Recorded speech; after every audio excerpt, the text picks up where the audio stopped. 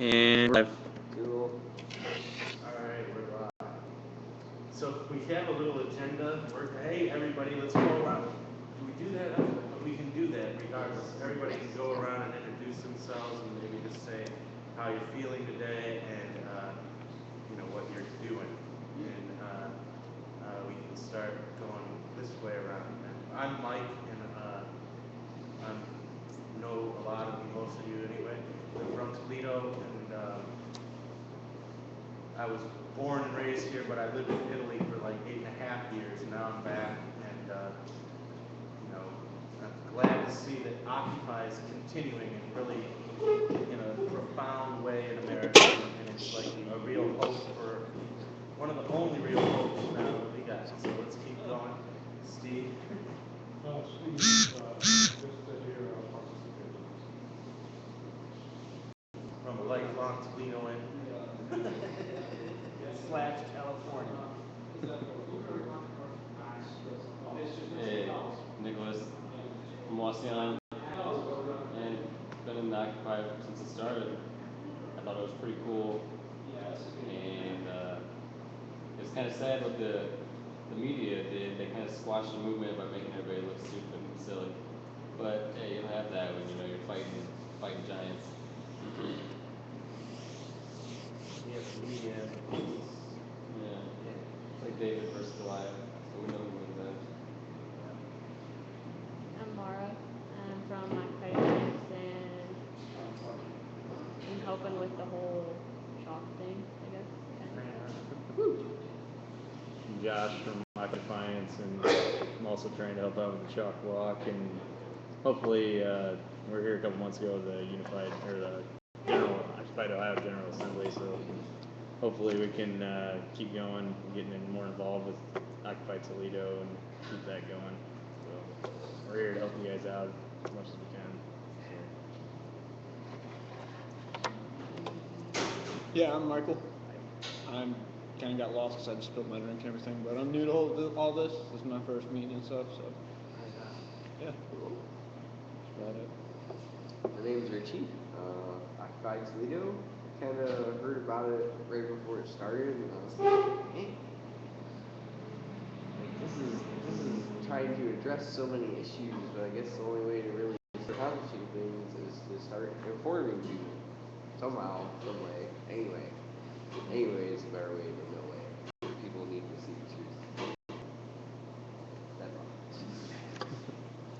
Nick, Occupy Toledo. Been involved since like day one. It's a really good movement. I'm incognito, and I want to be incognito tonight.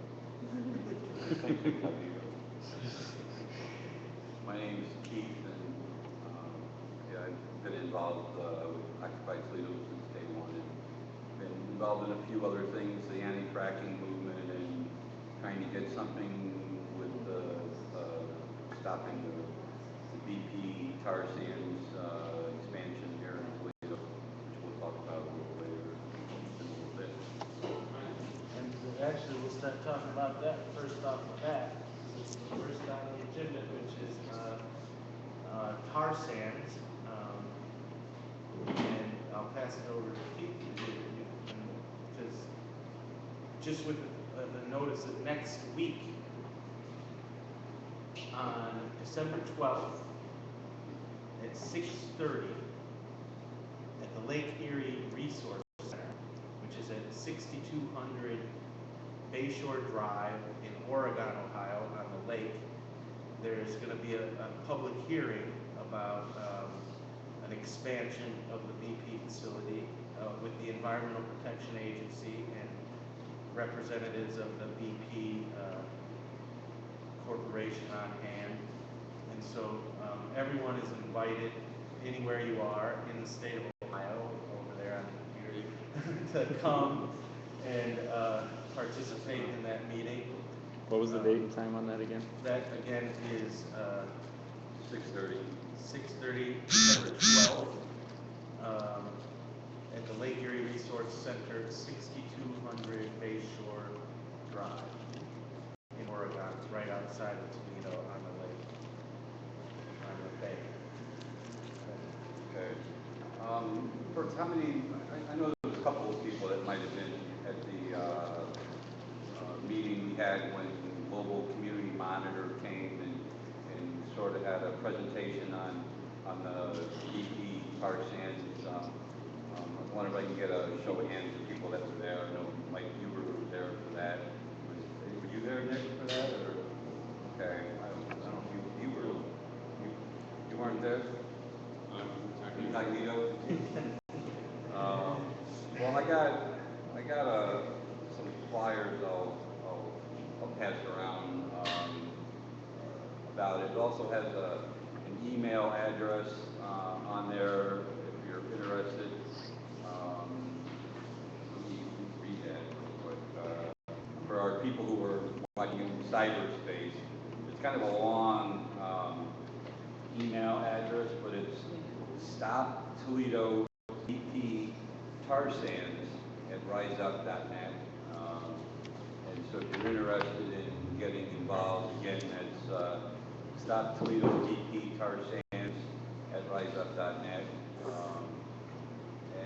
And they basically talked about that there's that the BP Husky refinery here in Toledo is planning on an expansion to start taking in a lot more tar sands from Canada, and of course most of us probably are familiar with the Stop Tar Sands blockade down in Texas, and with the movement to try to stop the pipeline, the XL pipeline period. And recently I actually accidentally found that they're doing this hearing on the 12th of December. The actual hearing is on the permit that it sounds like a good thing. The permit is supposed to be to reduce SO2 emissions, but as with everything, especially with BP, I don't trust them as far as I can throw them. And they also mentioned in the permit that it's part of a bigger project, which we got confirmation from an attorney with NRDC that, which is the Natural Resources Defense Council. right, that they think that this is, or they're positive that this is related to the tar sands expansion at the refinery. Now, we've been asking for direction from these big green groups in trying to decide on what to do at this meeting. And so we're waiting for some questions. I mean, I have an idea of some questions automatically to do with this. We also put in some public records requests to get information on the project. And we're not going to have those documents probably by the time that the hearing is. But we're also asking for an extension on the time to comment on it. But it does look like the expansion, or the first phase of this expansion that we know of is starting to happen. So we want to try to get as many people as possible out of this hearing. Like I said, we're not opposed. I mean, me and Mike have talked a little bit, about possibility of mic checks and some other disruption in the meeting. We do want to be able to at least get some of our questions answered, and so I guess all I would ask is that we kind of play it by ear. We plan for something, but we play it by ear as to when to do this. And we get to at least ask our questions. I mean, we could possibly do a disruption during the meeting, and then have some of us that are not involved in the disruption to still ask questions. It's kind of debatable on how we'll go about it. but I'm definitely not opposed to disrupting business as usual, you know, with a pollution giant. You know, so there's a lot of information that we have yet to obtain, but like I said, we have to confirm that this is definitely involved. We've been watching them for a while, watching when they file permits to see if, you know, when this is going to start. Because this was announced like a couple of years ago that they were going to do an expansion. And you know, apparently in Whiting, Indiana, when they did the expansion there, they actually, from what I understand, falsified documents and reportings of the emissions and what they were going to be emitting, and tried to piecemeal the whole permit so that people were going to be able to comment on the overall project to begin with. So they're a bunch of sneaky son of bitches, and you know, don't trust them, but we want to stop it. So if you're interested in getting involved, you know, email us at that email address that I gave, and come to the meeting next Wednesday at the Lake Erie Center. And you know, email me for directions if you need directions, or just Google, you know, go to Google Maps and find it. What kind of questions are you going to ask? Well, we're going to ask specifically, because like this permit is for a reduction in sulfur dioxide emissions. So obviously we're going to ask if when they start processing the tar sands, if they're going to be increasing those sulfur dioxide emissions. We also, you know, we want to, I guess, find out for sure on all the emissions what they're going to be doing, you know, what they're going to be proposing, and of course we're, you know, going to insist that, you know, they take the tar sands oil and stick it where the sun don't shine. It's really what I like disclosure. Yeah, disclosure, and then obviously I'm waiting for a little bit of help in some of the questions asked, because this tar sand stuff and just, I guess, basic refining period is a little technical, you know, and definitely beyond my scope, you know, so, you know, but I, you know what the air smells like, and you know that sulfur is bad, you know, for us to breathe. So we want to, you know, get them to come clean on that. And almost everything they do is in secret. They don't just tell the public, oh, we're upgrading our facility, so we're going to start refining all this tar sands. They just don't tell the public that. They try to keep it hidden as much as they can. Because they're just, yeah, sneaky bastards.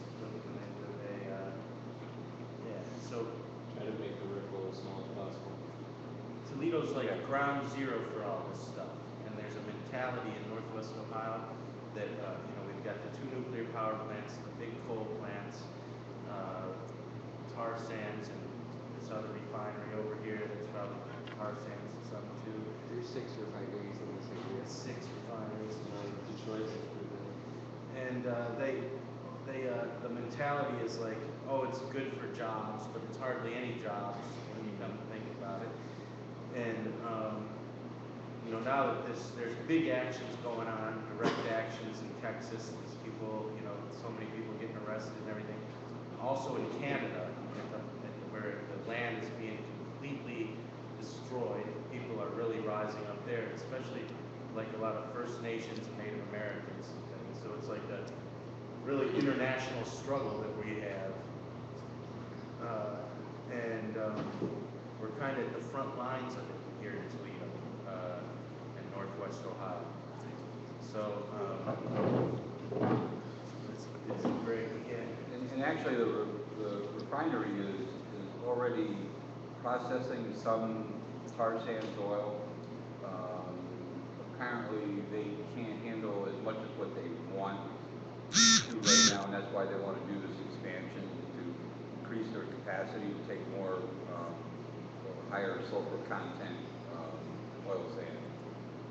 So that's why they're doing this. I mean, it's supposed to be several $100 million expansion altogether.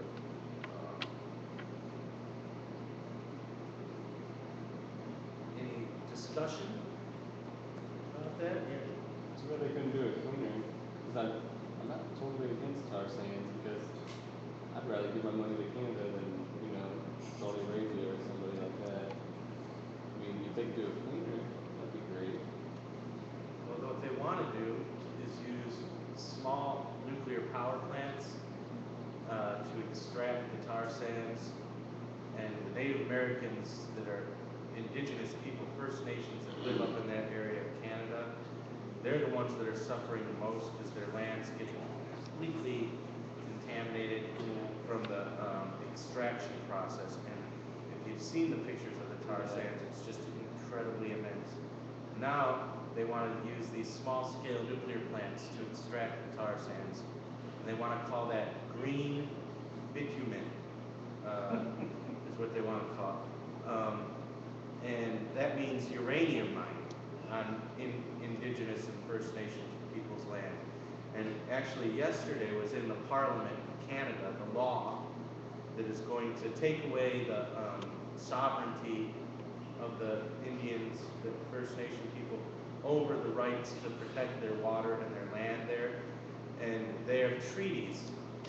First Nations are a lot more politically advanced, I guess you could say, in Canada than the United States. They forced with the movements over the years treaties with the Canadian government, and they're really intent on protecting these treaties. And so now they just started passing a law yesterday in Canada that violates all of these treaties, and the native tribes weren't consulted, and there were hundreds of native people. They actually got into a scuffle at the Parliament in Canada yesterday in Ottawa, saying that this is it.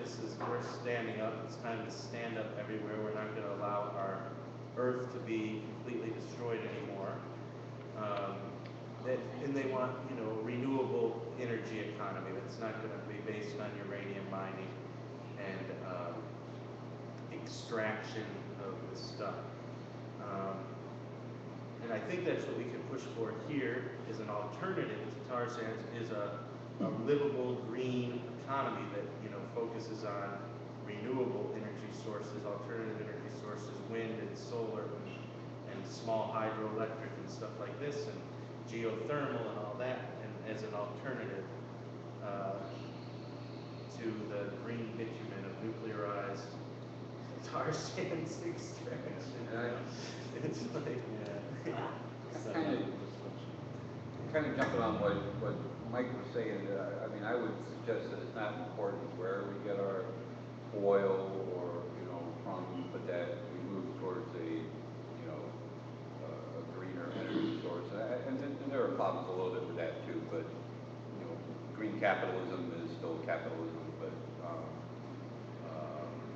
it's, I mean, one of the things that's kind of funny about, like, the XL pipeline is that the reason they're planning on taking that oil all the way to the Gulf or to Texas is because the plans is to ship it out. It has nothing to do with energy independence. Most of that oil will never be processed and into American gas tanks. It's being shipped to China and India, and it's being done for profit. So it's not about energy independence. It's about the bottom line of these oil companies.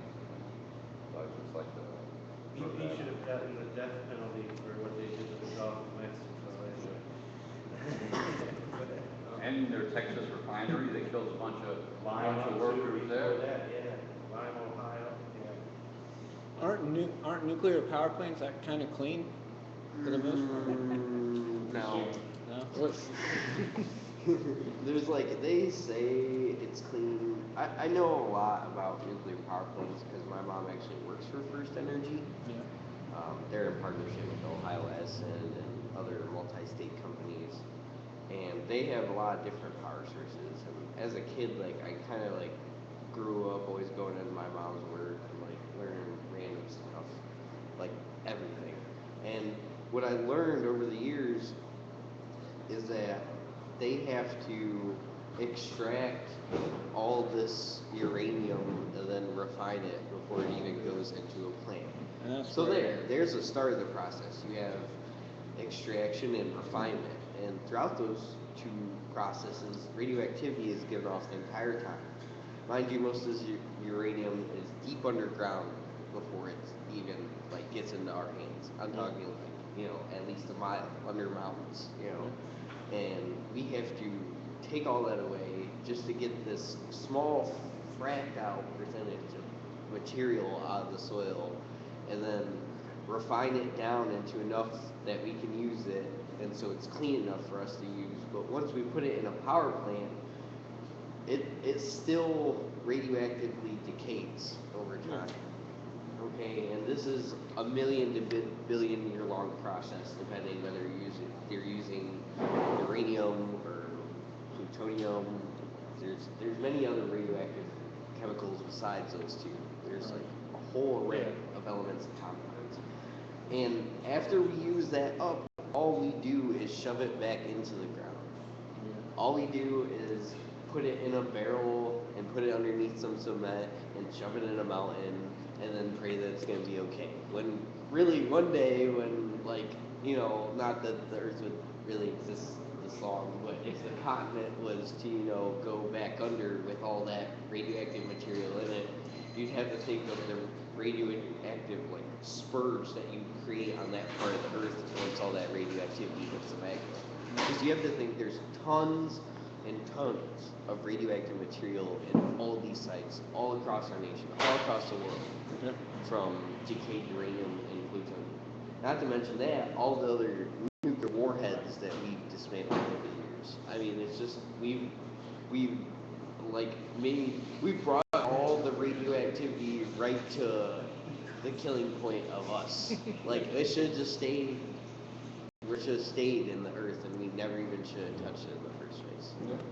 Not for bombs, not for energy, not for anything.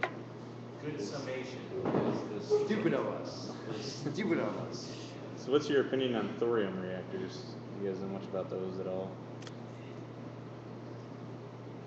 They still have radioactive byproducts. It's still the whole enriching and mining process, and it may have been a safer idea than uranium, but it's never happened. The U.S. government and the industry never went for it, and it's not going to happen now, just because the whole industry is geared towards continuing the same model, which is so it's not really there's a lot more that can be found on it. If you go to there's a website called Beyond Nuclear, www.beyondnuclear.org, and you can search that website for thorium, and you can find all kinds of information on that too. They call it debunking the thorium myth. Let's go. This was a great discussion. Next week, reminder one last time, the announcement is December 12th on Wednesday on Bayshore Drive, 6200 Bayshore Drive at 6:30, VP Tarzan's meeting. Next is Rolling Jubilee, and this is a model that's come out of Occupy, and whoever wants to talk about it, go for it. Yeah, Rich. I had talked to Sean a while ago, and I think we actually meant to make a meeting sooner, but we both never put effort into it. Anyways, I had asked him with the remainder of our money if we can just throw it towards Rolling Jubilee. And Rolling Jubilee is a debt abolishment program. The origin of Rolling Jubilee actually started way back in 2009. It was this concept created by Adbusters to website correct? Magazine and website, yeah. Yeah, magazine also. And it's where you take debt and you abolish it. You buy it and abolish it. You don't buy it and ask for the full price of what it's worth back. You just paying off people's debts? Yes. You're buying the debt and then asking nothing back, and then it is gone. And what Rolling Jubilee has done so far is they've raised about $450,000 to raise about $9.1 million of debt at random to people within the United States. And it was a part of Strike Debt, which is part of Occupy Wall Street, and they started this, 14 days ago, maybe 3 weeks ago? 21 days ago, and I mean, it's really kicked off. I mean, it started out with erasing $500,000 in debt, like right off the bat, which was, I mean, in comparison, it's a very small percentage, but you have to think over time, what's this movement gonna build to? Will we start erasing debt all over the world? You know, it makes you think. And I just kind of wanted to ask, even though I know our treasurer isn't here, I don't even actually know who our treasurer is currently, but I was just trying to see if maybe we could have a vote on kicking the rest of our money that Occupy has to Rolling Jubilee, because we really have no use for it right now. And what use are we gonna have for it in the months to come? I mean, to be honest, what have we done in a while? Nothing. What are we going to do for a while? Maybe something, but probably not something that's going to involve money. And we might as well put it towards something, I don't know. I'm just trying to come up with an idea here. I would say that's Flinging it out. maybe, I think we're gonna need some resources. We could maybe discuss figuring out how much is in the Occupy account. Incognito might not know. There might be around $1,000. It's less. But I think we are going to need resources to like things like car stands and to build this other things that are on the agenda, like the community food garden project and the occupation Botech Epiphany Strategic. And so I mean, or even just a portion of a portion of it, and another idea would be to use it as a campaign to appeal to the, progressive, liberal, upper middle class people in the community that have more resources than we do to make a donation to do this. And I think that, we might be able to raise quite a bit of money if we made an appeal to even some churches and some more well-to-do people in the community to funnel into that Rolling Jubilee and have a Rolling Jubilee Toledo component that goes into that whole strike that movement, which at the meeting last night of Move to Amend, there was the whole pamphlet of the strike that movement at that meeting. Doug brought Doug Jambard's suite to that meeting, and I don't think you have it here tonight, but is it in there? You could pass it around so people could take a look at it. But this is going to be a big thing, and it ties in also to the next, which is the Occupy Sandy OWS movement that we could get right into talking about, which is that the movement is continuing, and it's kind of, right now it's really kind of getting to a boiling point out in New York on the East Coast, things like that. Occupy Sandy created this, and they needed a lot of resources to do it. They created this mutual aid model to help out the community after the devastating storm that was still going on, and now Bloomberg is threatening to evict some of the hubs of the Occupy Sandy site. Harry did to one. And so there's tension building in New York. There was this striking fast food workers last week in New York. There's an occupation going on at a free school in New York right now called Cooper Union, where they're demanding free education for all people. And so there's like this idea coming And also to our north, which we can't forget, the cross-pollination. In Canada, there's a really big upsurge going on right now in Toronto and other smaller towns and cities. Occupy is really building momentum. A couple weekends ago, there was a big protest in Toronto of Occupy and others around the bombardment of Gaza that was going on at that time, and it was unified with Occupy and with anti-nuclear movement all together. And they had hundreds of people in the streets, and then they did like a flash mob in the largest shopping center in Toronto, and all kinds of things. So there's this upsurge happening, and so I think that Rolling Jubilee fits really well into it, and we should organize a campaign on it, I think. And do people want to give updates now too? There would be any stories that they know from Occupies going on around the country that they might want to share that are good to think about for what we're doing. If anybody has something. Are we going to have more discussion on the Rolling Jubilee Jubilee before we? I'm just curious. I have a couple thoughts myself. I mean, I was really active in the Jubilee movement, which was really active around the turn of the millennium. It was kind of seen as a symbolic thing. The Jubilee is actually a biblical story where all land, which was basically what possessions were in biblical times, would return to the original owners every 50 years, after every seven years. And there was a process even in the 7 years of striking out debt. And it was a very fantastic kind of economic plan because it prevented accumulation of wealth. Well, and back then in like around 2000, I mean, if you looked at like third world debt, it was maybe $200 or $300 billion. I mean, which is like nothing, and that's actually the face value, not even the actual value. You could probably buy it for 5, 10, 15 cents on the dollar. But the whole point is that debt is really kind of meaningless in and of itself. Nobody's interested in paying that off. The point is to have people in debt so you control them in much, much more powerful ways.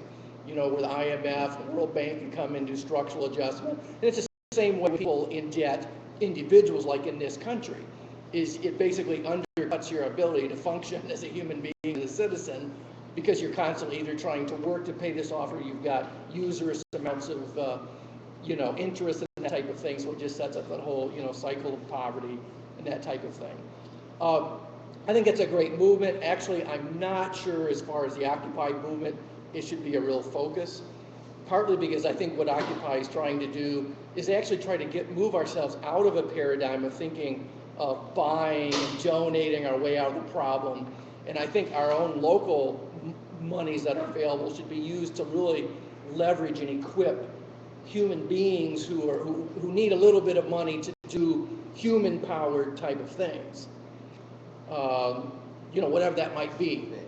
So I think probably reserving for that is probably a more effective use, of the financial resources that we have. Like I said, I do not know how much we have left, or if any more has gotten in. We have about $1,000, maybe a little bit less. Yeah, and I guess I would just say it's probably a summary with that or kind of other proposals. If the most creative thing we can think to do with our money is give it away to another cause, then we probably are morally bankrupt. I mean, honestly, nothing against that. I support the Jubilee thing, but I'm just saying, I mean, there's whatever human creativity and impetus that we have for making change in the world. If that's the best we can do, then we might as well go home. So we had a couple of discussions about the Rolling Jubilee in a couple of our meetings, and we're kind of at a loss as to how they decide what to purchase. Do you guys have any information on the? They only are currently focusing on mortgage and medical. Okay, but how do they decide like what firms and what the debt to buy? Do they just go to random ones? It's a very shady process to buy debt. It's not just like, I'm gonna go buy some debt today.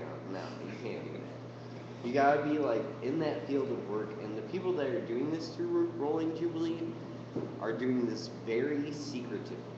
Because in that market, if somebody finds out you're buying debt for 5 cents on the dollar and then not doing anything with it, if they knew that you weren't going to do anything with it, they'd probably never sell it to you in the first place. Ever. Okay? It's a very shady market. It's kind of like the stock market. And you gotta be on the inside of this business to really know the inner workings. I couldn't tell you the inner workings because I haven't read a book about it or anything, but I'm sure it's just like secretive trading that the stock market does. You know, somebody is behind closed doors talking with a person from some company that nobody else knows that that person even has a job within that company, and that person's buying debt off this person. You know, I'm sure it's something to that extent.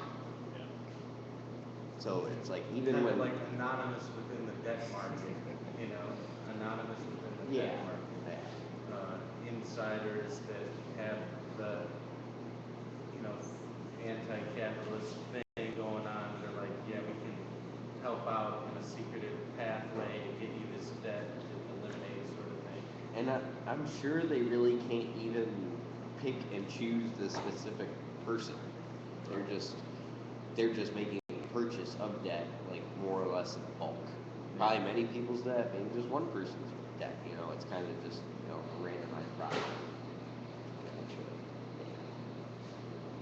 So we can, you know, if you want, you could even have a working group on rolling Jubilee in Toledo developed that maybe just to could start appeal off, to, you know, the upper middle class and middle class people to get some money even too.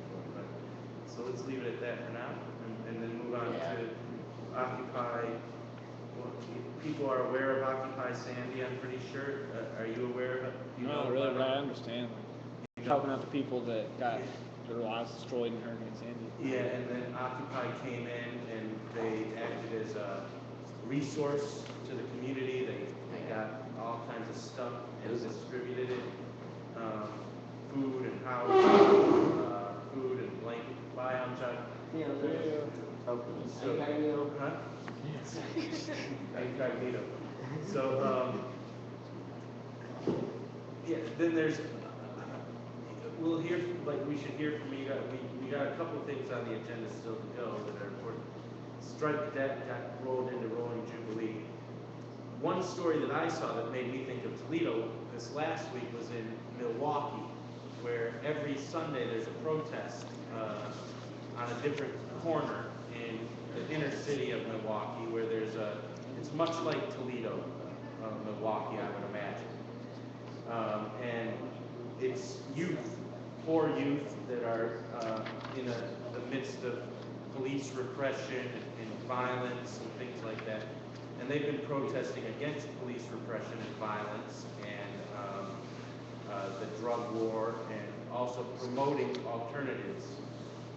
So that's one model that I saw came across my screen this week from this TV show called Occupy Wall Street Weekly, OWS Weekly, that documents what's going on with Occupies around the country. And it would be good to hear from you guys in Defiance what's going on out there. And if anybody else has any other stories from other Occupy, you went around to different Occupy. Oakland for a while? Yeah. So in Oakland, they actually had an Occupy the Farm, which they were going to take this land, one of the last green spaces just north of Berkeley, and they were going to build another Whole Foods there, which the community didn't really want. And so, California? California. So 300 people came in the middle of the night, opened up the field, and farmed like an acre of land, like in the middle of the city, over the course of a day, and started this encampment that lasted 3 weeks, where there was like 3 meals a day. There was probably about 50 people living there on site, like working the gardens and everything. There was lots of community members out there. They had kids programming. There was a chicken coop. They had